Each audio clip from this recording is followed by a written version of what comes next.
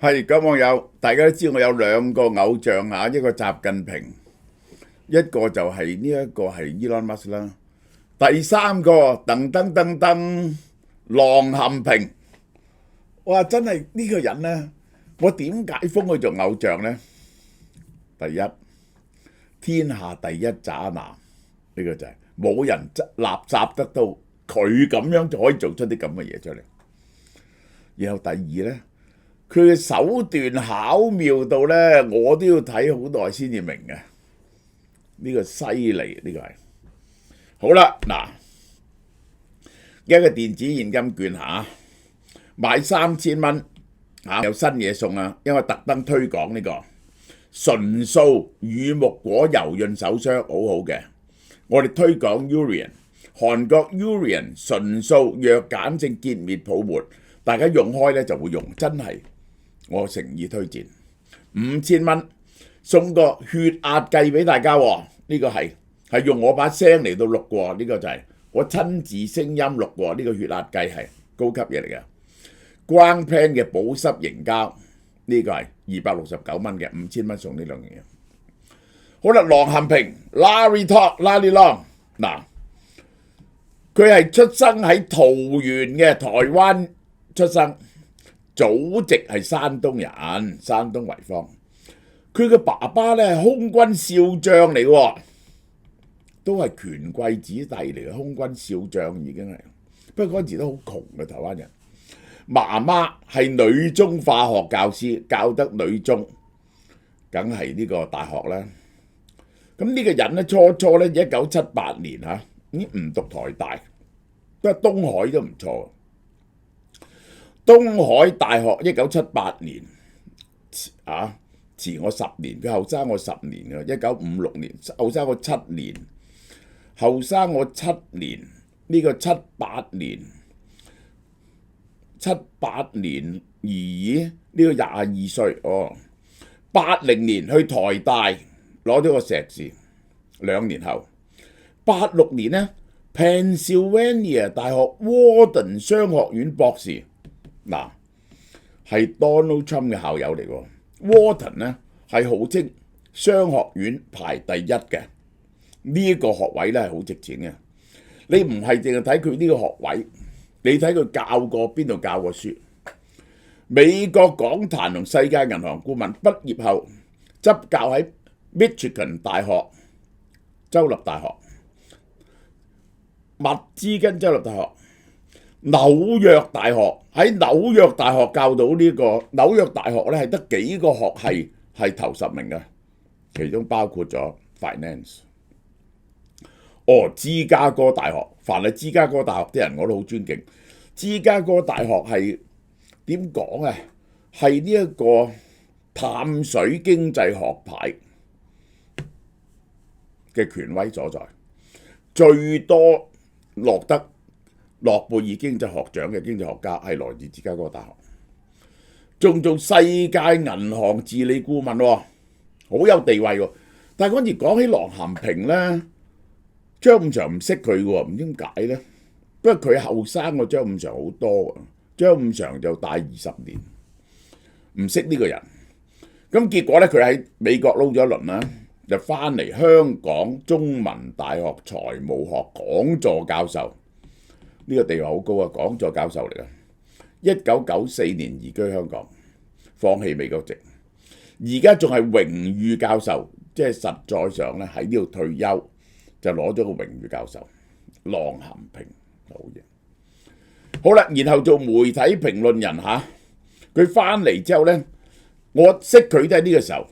我有睇佢嗰啲 show 喎，佢講嘢咧幾有 point，因為幾叻㗎，講嘢呢個人係講嘢幾叻。投入大陸市場，喺新財富學術顧問，幫啲股民出聲，狼監管。痛批德隆系嘅資金操作，嗱呢樣嘢佢出名嘅，結果寫信去舉報呢個德隆系嘅電視節目主持人，我睇就係呢個啦。2009年同呢個黃木笛啊，我有睇佢嘅財經狼眼，睇咗段時期，然後再去各媒體咧評論做評論嘉賓，將經濟學生活化同媒介化。佢係好容易用啲簡單嘅原理講啲財務啊、金融嘅知識嘅。呢個人係講得幾好聽嘅，大家上網睇下。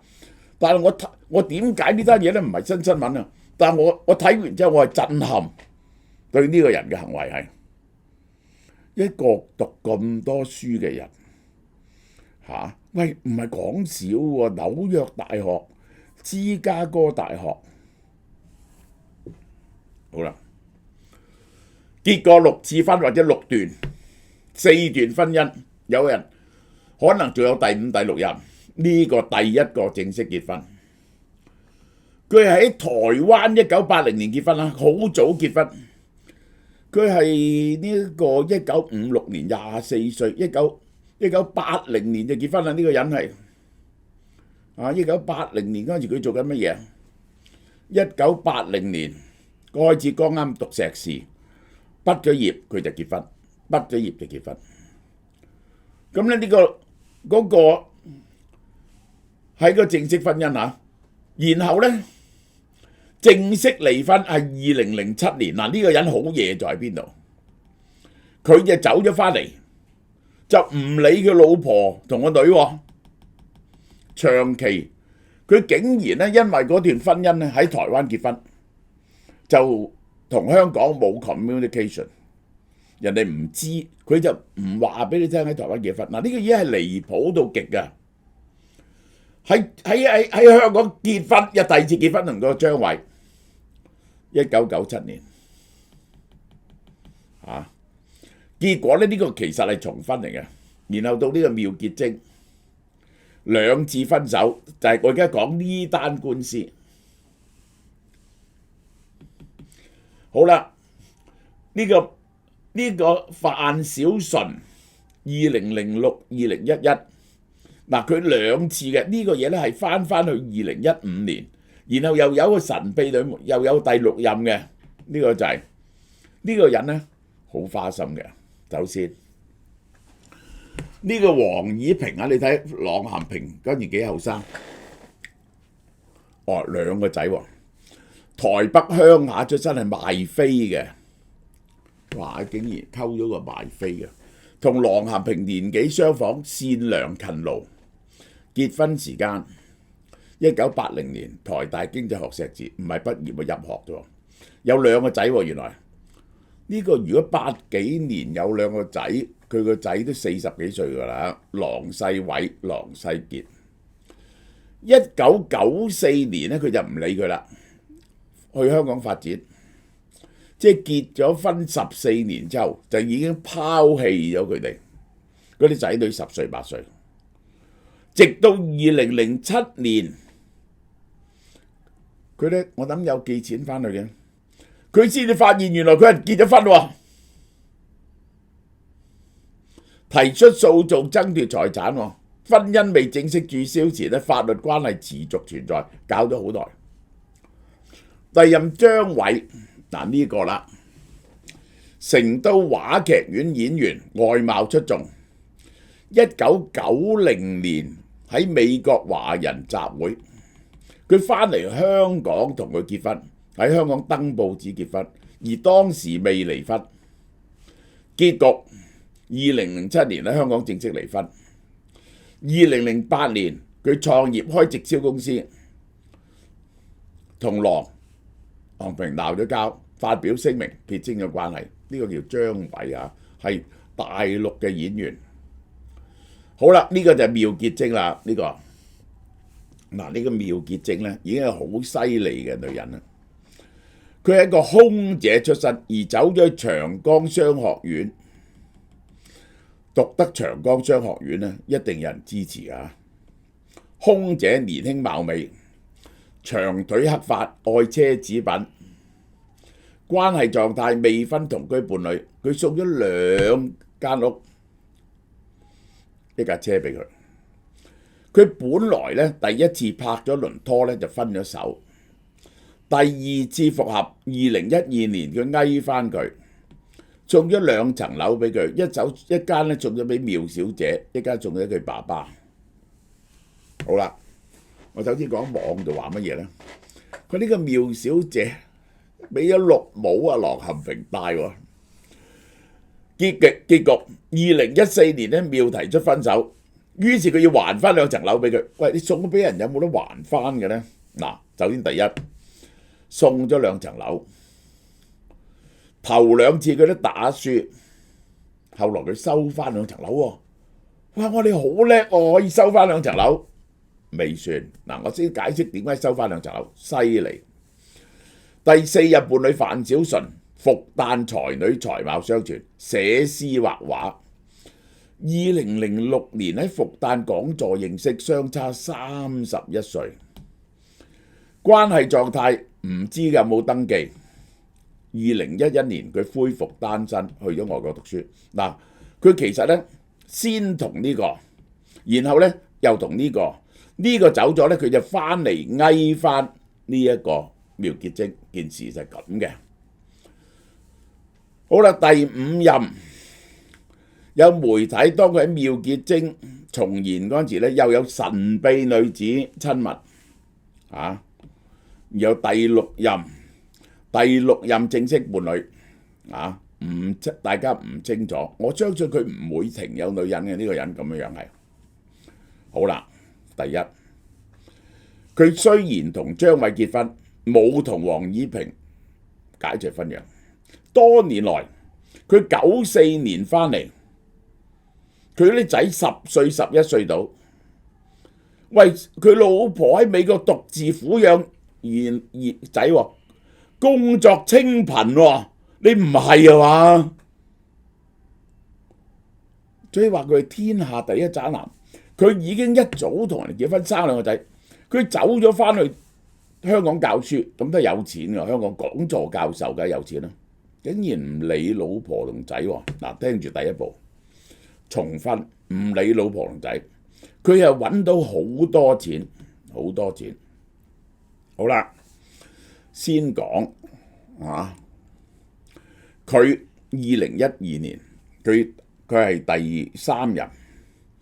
佢買咗2套住房俾佢，無論金額或者產權登記咧，都係自願贈與，佢係送俾佢。咁佢嗰個姓苗嘅同佢分手啊，話好似話俾咗綠帽佢戴喎，咁佢咧就告 Q 佢，要佢俾翻2層樓。首次訴訟敗訴，郎咸平要佢俾翻個房款佢，法院認為呢個行為咧係無條件贈與，冇可能會撤銷饋贈嘅，法庭判佢敗訴。咁照計輸咗嘅啦，你估佢諗到條乜嘢橋出嚟咧？佢竟然揾翻佢前妻出嚟，原來佢冇登記到離婚，於是佢同個前妻夾埋，佢前妻。佢已經咁對唔住個前妻啦，又重婚，又搞過呢個，又搞過嗰個。佢揾佢翳到佢個前妻出嚟，去告呢個女人非法處置夫妻共同財產。嗱，個巧妙喺呢度。你明明送咗2層樓俾人啦，咁你點可以攞翻呢？咁佢又挖翻佢台灣嗰個前妻去咗美國，就話咧。嗰陣時咧，佢個婚姻關係咧仲係存在嘅，未能簽字離婚。而2層樓咁重大嘅嘢咧，係2公婆嘅共同財產。郎咸平咧係冇權將佢送俾人，呢個係大陸嘅法律，香港法律唔係咁嘅喎。我送咗俾人咪送咗俾人咯。大陸嘅法律咧就係重大嘅財產一定要老公老婆一齊決定。俾佢打贏咗。2015年判佢收翻2套房產。嗱，呢個第一步，2層樓俾佢收翻。嗱，呢個已經好叻啦。揾個前妻嚟告，個理由就係當時佢哋喺婚姻狀態入邊，呢個係共同財產，佢冇權送俾佢，於是嗰層樓2層樓俾佢收翻。唔係喎，個空姐冇咗2層樓咧，仲要還900萬俾佢喎。叻唔叻啊？你諗唔到點咧？點解個空姐仲要還900萬俾佢咧？嗱，首先佢嘅前妻黃以平拎張結婚證明書出嚟。第二中級人民法院提告，朗同他人之間財產轉移行為損害佢作為配偶，核心證據結婚證書，佢哋已經分開好多年，1994年去到2010幾年，爭咗20年，法律上依然係夫妻，所以嗰2層樓要收翻。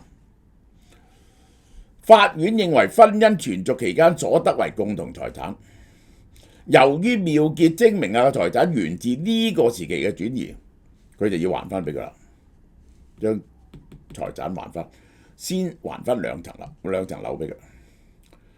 好啦，然後咧呢個就係呢個係我先講佢同妙正空姐嗰陣時咧，呢個就係俾妙爸爸500萬買咗2套房，一套係妙空姐一個。佢同第6任妻子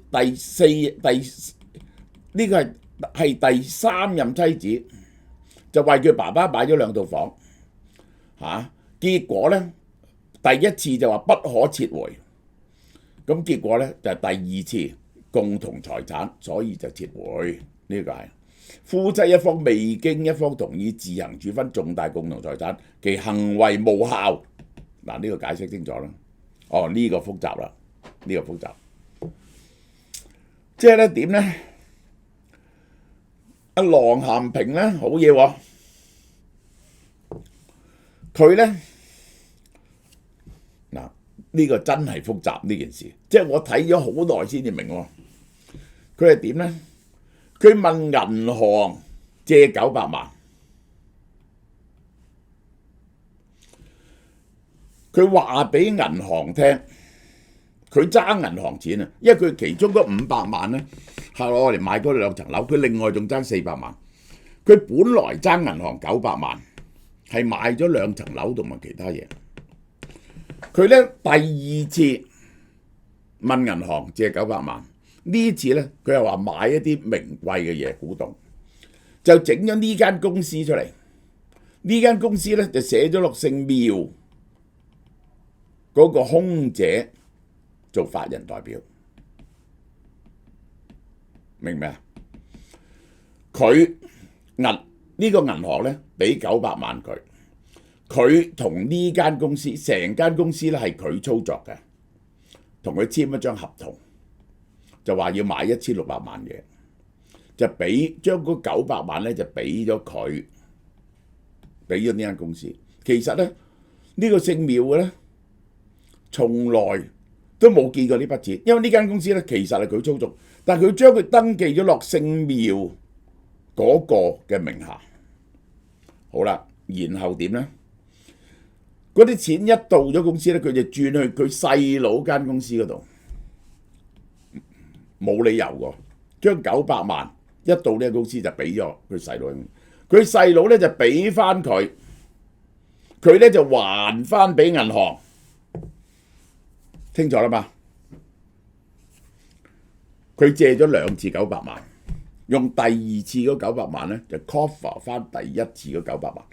你真係唔係財務博士教授咧，你真係唔識得咁做，我都諗唔到咁複雜。好啦，而家反面係點咧？追翻2層樓之後，佢再告呢間公司，佢告呢間公司，告佢乜嘢啊？喂！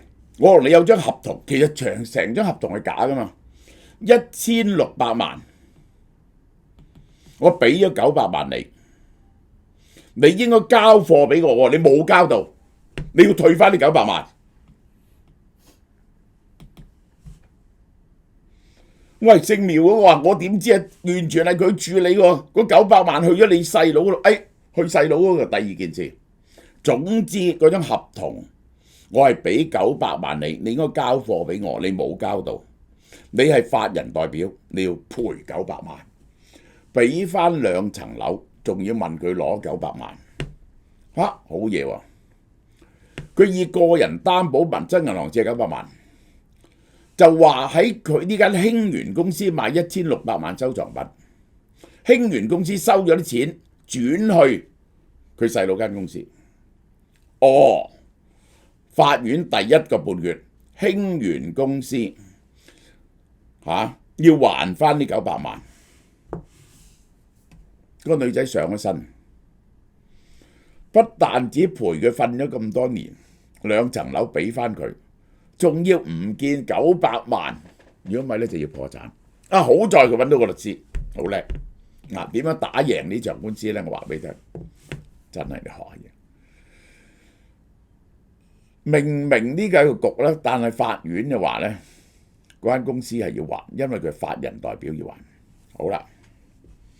最後第2審嗰個苗小姐咧就打甩咗，因為個律師話：你呢一張咁重要嘅貸款啊，呢個重要嘅合同啊，係完全一啲手續都冇經過董事局同意，亦都冇經過法人代表同意，所以苗某係公司股東，佢係佢個名，法定代表人，唔使負責責任，因為你嘅手續係錯嘅。